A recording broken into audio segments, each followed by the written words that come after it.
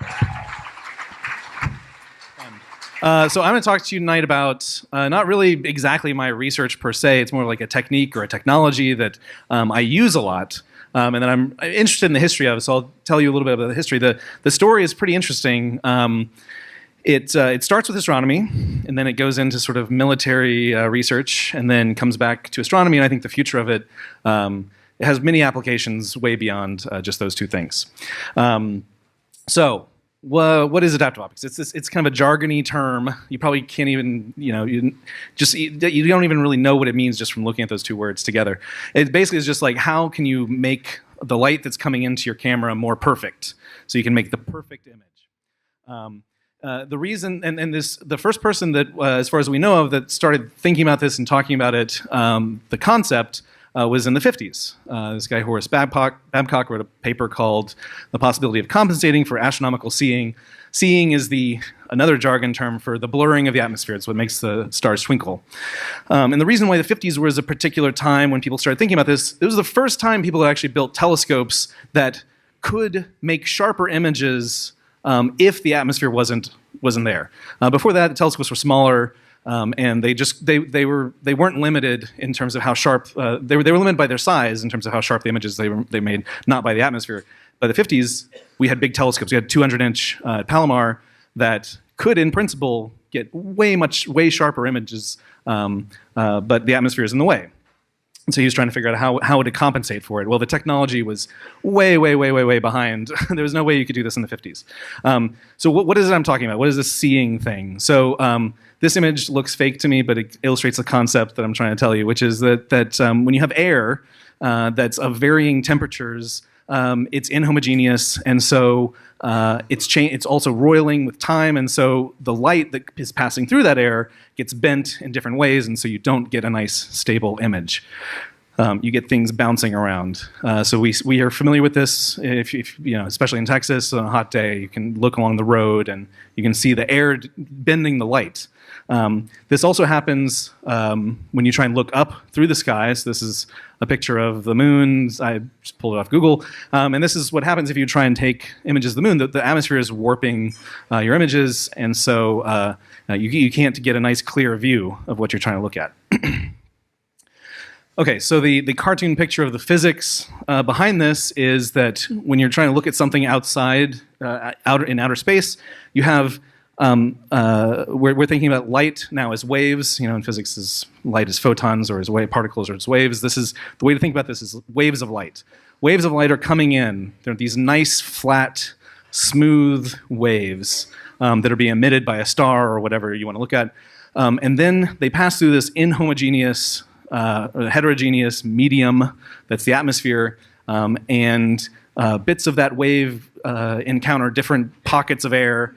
And those different pockets of air have different temperatures and index of fraction, whatever, and they introduce changes, little delays in the arrival time of bits of the wave that you're trying to study. And that's why that's this wiggly thing here. So the atmosphere is interesting in some wiggles, and these wiggles are also changing very fast. So the wiggle is not the same constantly. So I'm definitely not talking about the much of the technology behind it.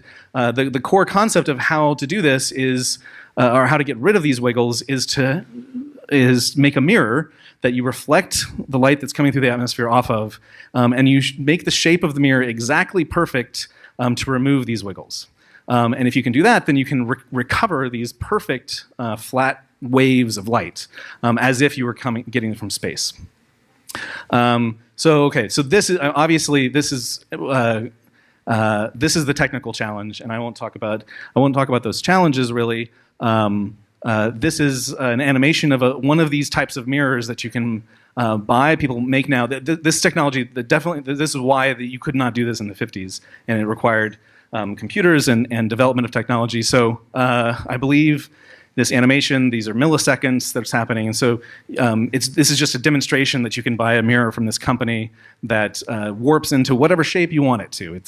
You're passing it some electronic signals that tells it to warp into shapes on millisecond timescales, and this is the core technological innovation that allows us to to reshape light and try and make images more perfect, this concept of adaptive optics.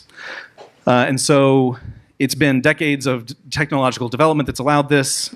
This is another animation showing what would happen when you have a functioning adaptive optics system observing a star. On the left, you're seeing very fast readouts of some image of the star. You see it's very blurry and it's moving around and all this stuff. That's the atmosphere changing rapidly. And on the right, it's the same thing, but you have an adaptive optics system locked on it, and it's reading. It's perfectly accounting for these distortions that cause this big pattern in real time. And it's when you do that, you get an image that is only limited by how big your telescope is. The bigger the telescope, the sharper the image. And so this is a thing that took people a lot of time to develop. But we now have at a lot of telescopes around the world. And I'll just talk a little bit about the stuff you can do with the technology, and then I'll come back to the history of it. So this is how we image planets around stars, nearby stars. This is probably the most famous example, HR 8799. It has 1, 2, 3, 4 planets, and we have data over a decade now where you can see them all orbiting in their nice little nested orbits, just like planets in the solar system. So all of the direct imaging, anytime you ever heard of a planet being imaged, it's adaptive optics that allows you to collect all of the starlight from the host star into a very tiny spot so that you can then see the planets around the star. You can also look at things in the solar system with great clarity. So this is Io, which is one of the moons, the interior-most moon of Jupiter that has all the volcanoes and all that stuff. On the right is a picture from a spacecraft that cost lots of money to send to Jupiter. And in the middle is the adaptive optics system at the Keck telescope, which you can just use any given night. You don't have to have a spacecraft there. We can monitor Io now to pretty high fidelity, and you can see volcanoes come and go and all that sort of thing. You're probably wondering about Uranus. Yes, you can use adaptive optics on Uranus. You get sharper pictures of Uranus than you've ever seen before. And this just illustrates, you can see little storm patterns and things. This is sort of like, these is an image of Uranus that is similar to what you would get from a spacecraft. In fact, recently, I thought it was pretty neat, I just heard about this, that there's actually a ring of Uranus that was discovered by adaptive optics. We sent the spacecraft, we sent Voyager to Uranus. Voyager did not discover this ring. Voyager didn't see it. But there's a new ring of Uranus that's been discovered using adaptive optics. So adaptive optics is really great for solar system and looking at bright stars to try and find planets around them. But the thing I didn't tell you is that adaptive optics requires lots of photons. You have to have just an abundance of photons so that you can take some of them and use them to correct for the atmosphere. You have to read out, you have to be able to, so the atmosphere is changing very fast. And so when I'm saying fast, it's basically these systems have to run at 1,000 hertz. So you have to make you have to be changing your deformable mirror once every millisecond to try and keep up with the atmosphere. And so this is why it's been so hard. It took a long time for this stuff to get developed. You have to use light from the object itself to figure out what's happening along that path. So you have to collect some of the light, take it over. So needless to say, you need to look at bright things. You have to have photons coming from the object you're looking at. And if you care about faint things, which is probably 99% of astronomers and 90% of the sky is not covered by bright things, then you're stuck. And this is historically why adaptive optics was slow to develop, because at least half of the astronomers study galaxies, which are faint, and this is useless to them. But there is a way around it, and it's laser beams. You gotta put a friggin' laser beam on your telescope if you want to get adaptive optic imaging anywhere in the sky. I'll explain why laser beams in a second. It turns out that astronomers are not the only ones who want to look at faint things in the sky. So once the space race started, Russians were the first people to put anything as an artificial satellite in orbit. And once that started happening, the US government is very concerned about what is in orbit around the Earth, what's looking down at us. And these things are small little satellites that people put up, and you want to be able to take images of them. And of course now, over the decades, we have just tons of stuff. People are launching stuff all the time. And we actually, our government keeps track of all this stuff. And they as part of the defense system, we try and keep track of what's being launched, what it is, how big is it, what kind of thing, all this stuff. But this is hard to do when people are putting stuff in secret. And so you need you need to look at these faint little things that are out there orbiting the Earth. And so the military was very interested in adaptive optics that could get us images of satellites. But they're faint, so it needed to have we needed something that would work on faint things. There's another application for adaptive optics, which is if you want to shoot lasers into space, the atmosphere is going to blur your laser out, and if you're trying to hit some intercontinental ballistic missile that's coming in, you're not going to hit it with very much force if you have a blurry laser pointing at it. You need to get that laser focused to destroy the missiles. And so both of these things is part of why the U.S. military was extremely interested in adaptive optics. And you might wonder, well, okay, but wouldn't they have been doing this all in secret? Yeah, they were doing it in secret. The astronomy community didn't know that much about it. And this is where there's a whole other talk that I could talk about called a group called the Jasons. The Jasons are scientists in the US who get security clearances and get to work with the government and get access to classified information because they're trying to help. The government taps some of our brightest minds, professors at departments and things, to try and solve some biggest problems. And so there's, in particular, one Jason who's really important to this story, who's Claire Max. She's director of the University of California Observatories, and she's a Jason. So that put her in a unique position she cared about advancing technology for astronomy, but she also had access to all this secret information that the government was doing. And in particular, she was there at the right time. 1991 is actually when she and others in the astronomy community were able to successfully convince the government to declassify their adaptive optics research so that astronomers could start developing it more. And you can probably guess why 91. It's in the headlines a lot these days. So Russia, Soviet Union had recently collapsed, basically, it changed. So the defense community was feeling a little bit more generous about sharing some of this information in the early 90s. And so that's part of the story, all this timing. So they had been working on a laser guide star adaptive optics system. The idea is you shine a laser from your telescope. You put a freaking laser in a telescope, you shine it, and guess what? There's a layer of sodium atoms that's 90 kilometers above the Earth's surface. I had no idea about this thing until I went to grad school, and I was like, so what are we shining the laser at? Like, oh no, there's sodium atoms up there. So if you've seen an orange street lamp, that's a sodium lamp. It's a very similar concept to the fluorescent lights in general. You have an element, you excite it, you put some voltage in it, and the electrons go up in their energy levels, and then they crash back down and they emit light. Okay, so here you're just using light to excite the gas, and then the electrons still crash back down and emit light. So you're making a fake star 90 kilometers above the Earth's surface through this technique. Okay, this is pretty amazing. So this is what all of the main adaptive optics systems today that we use on telescopes are based off of. They all use this sodium layer stuff. So you can see in this picture, only one telescope has the laser. The Keck 2 telescope was the first observatory to really get this up and running, using it on a night-to-night basis. The technology, now that's advanced, many telescopes have it. Okay, so this photo doesn't show up that great, but you can see that basically all the big telescopes nowadays have a laser. And the reason why it's splayed out in this photo is, of course, they're tracking some object as the photographer was taking this picture, whereas the other two telescopes were not tracking so much. So this technology now is widely used in astronomy.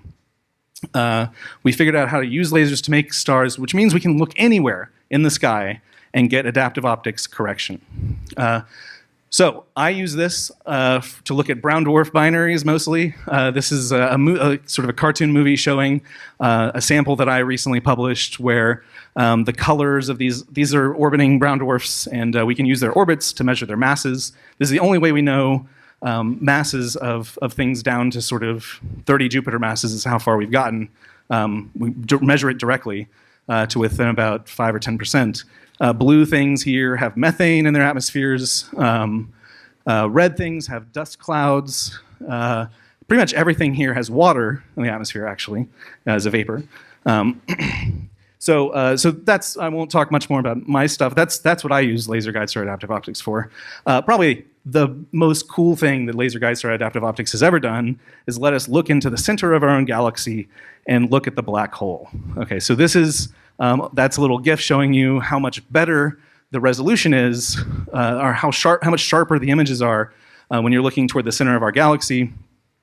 And you're like, all right, where's the black hole? I don't know. Okay, don't worry about it. It's not actually in this picture. It's a black hole. It's dark. Okay. Okay. So it's actually not always dark. It is fainter than it should be, kind of. But occasionally it brightens a little bit, and you can see it show up in these images. This is another time lapse image showing how all the other stuff in the galactic center is staying the same, but occasionally the black hole eats something, gets bright, and so this has really revolutionized. This is the closest supermassive black hole to us, right? It's in our own galaxy. We can study it, but the only way we have the ability to do it is with adaptive optics. In particular, the very existence of black holes was actually first proven using this sort of technology, this adaptive optics imaging. The way that it was proven is by studying stars orbiting an invisible point in the center of the galaxy. And the fact that those stars go so close to the center, first of all, the orbits tell us how much mass is there. And then the how close they get tells us what the size of that mass has to be. And basically, there's nothing that we know of that's dense enough to provide as much mass as there in the region of space that's there. And the name of this game is Sharpness. How sharp can you get? That's how tightly we can constrain the density of the black hole in the center of the galaxy. Turns out it's about 4 million solar masses, if you want to know. Okay, so wrapping up, astronomy. Laser guide star adaptive optics is revolutionizing astronomy, but it has other uses. One big one that's come about in the last 10 years or so is using adaptive optics in vision science. It turns out that your eyeballs are not perfect. The lens in your eyeball, many of you know this very well, the lenses in your eyeballs are not good. I'm wearing glasses. Guess what? I actually have lower wavefront error. The standard deviation of the wavefront going through my pupil is actually better than most of yours, but my focus is off. So I learned that. I went to a conference and they measured everybody who was there. They measured our wavefront RMS, and I had the lowest of the 60 people who were there. Thank you. Thank you. Oh, that should have been my fun fact. Oh well. So why do we need we need adaptive optics? Because our lenses are so crappy. This is what medical science was able to see of your retina before they had adaptive optics. Now you can see individual rods and cones, right? With adaptive optics, you can pick out these things, so you can diagnose diseases and all sorts of things way better. And just I'll close with the future. So some of you may have heard of breakthrough Starshot. It's this idea to use little miniatures or nano solar sails to send stuff to Alpha Centauri in a relatively short period of time, something like decades, lifetime, sending stuff to Alpha Centauri within our time. So I call them solar sails. They're sails that work on light, but to get there faster, you want to just shoot a laser at it, obviously, because that has a lot more power. And as we learned, trying to get lasers through the atmosphere coherently you got to correct for the atmosphere. And so adaptive optics technology is going to be key in getting these laser farms to actually push stuff to Alpha Centauri. So it's kind of amazing that this whole technology goes from defense to exploration, I think. Thanks.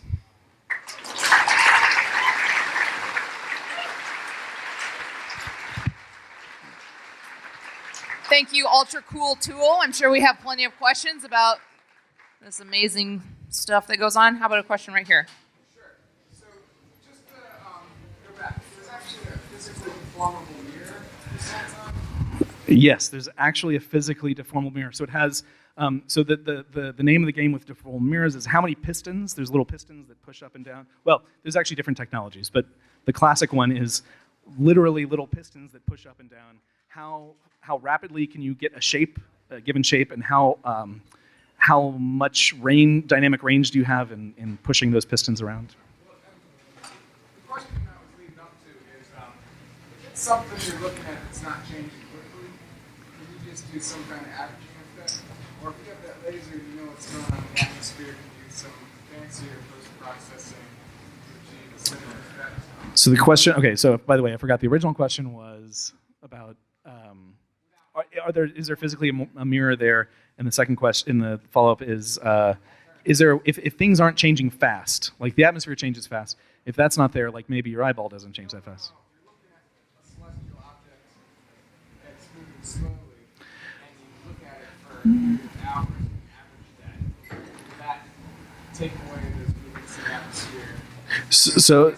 So it's the opposite. So you're asking, can you just stare at something for a long time and average over everything? It's the opposite of that. To really, the only techniques that existed before adaptive optics, something called speckle, where people tried to take images as fast as possible and freeze out. They just get a freeze frame of the atmosphere, and then they would try and like shift and add all these images. So it's kind of like what you're talking about. You take many short frames and you try and shift and add them together to try and reconstruct something that resembles a perfect image.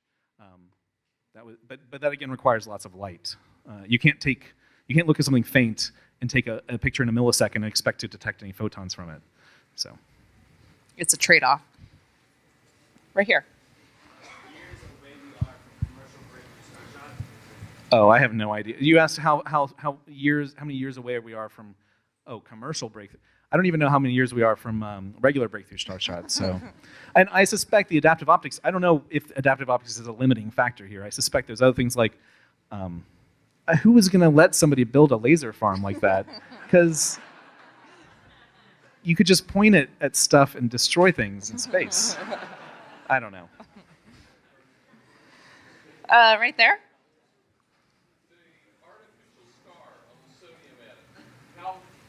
How large is that? Okay. I should.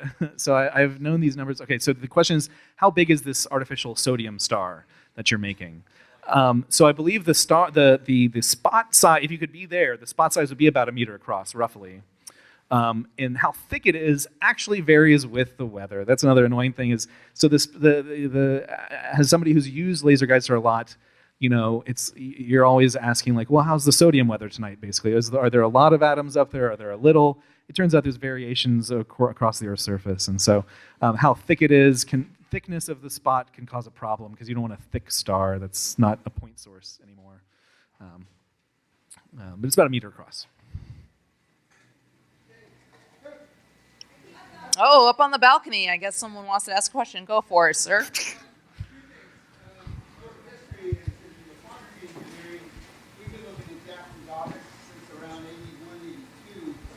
Now every computer chip in this room is made with adaptive optics.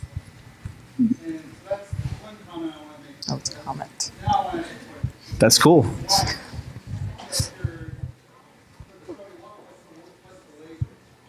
So sorry, the question is, what is the laser? What laser are we using to create the spot? So that's been one. Because nobody else cares about making lasers for this purpose, basically, you know, making these artificial stars, except for astronomers. Astronomers don't have a lot of money, not like the military, and so currently the best ones are being made in Germany by a company called Toptica. But this was like a really sore spot for many years. This was like the lasers use all this power, and they're very inefficient, and they don't always work, and that was the buggiest part. Like the control loop stuff and everything was kind of like a solved problem, but like getting a reliable laser that you could shoot from your telescope at the power that you needed to make a star bright enough, that was a long-term problem. It seems to be getting better. It seems like this German company now is making lasers that people like, that are like consistent. People around the world are buying them and they're working. Oh, so it's sodium. So it's 595. 5895. 5895. Okay, geez. Right? It's yeah. Sorry. It's that yellowish orange. Thanks for calling. You're welcome. In the middle there.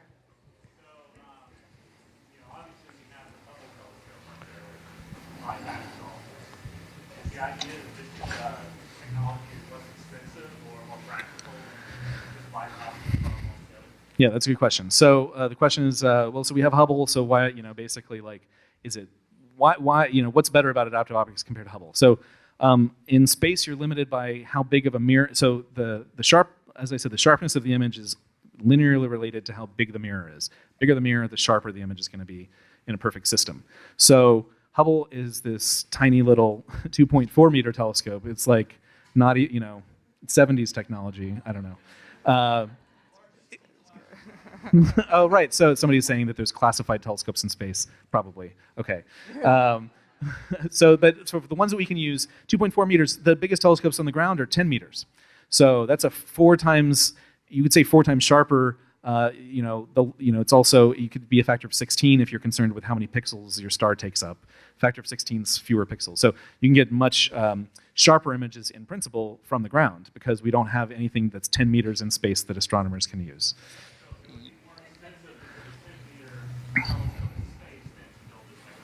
Yep. It's more, yes, it's much more expensive. We don't even have a rocket that, I don't think, so there's no design, so part of the reason why the next space telescope is 6.5 meters, and it even folds up into a little smaller size than that. The rockets that we have to put things in space are limited in terms of how big the payload can be in feet, or meters or whatever. And so 10 meters, getting something 10 meters into space is like, it's possible the military solved it, but as far as we know, there's no. We don't know yet. Yeah. If they have, of course, they have a budget that is vastly larger than ours. So. Yeah.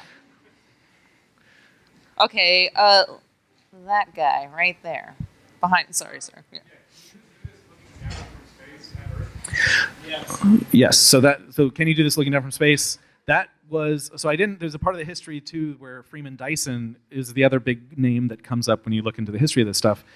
Freeman Dyson was another Jason working with classified information, and that was part of what he was working on was how do we spot, we have these blurry images from our spy satellites, how do we make them sharp? Because the atmosphere is getting in the way of us spying on the Russians or whatever. And so he was another advocate for declassifying this stuff by the 90s. So Ultra Cool Tool is going to be here for a little bit after we're done with the show. So let's give him another hand. Thank you so much.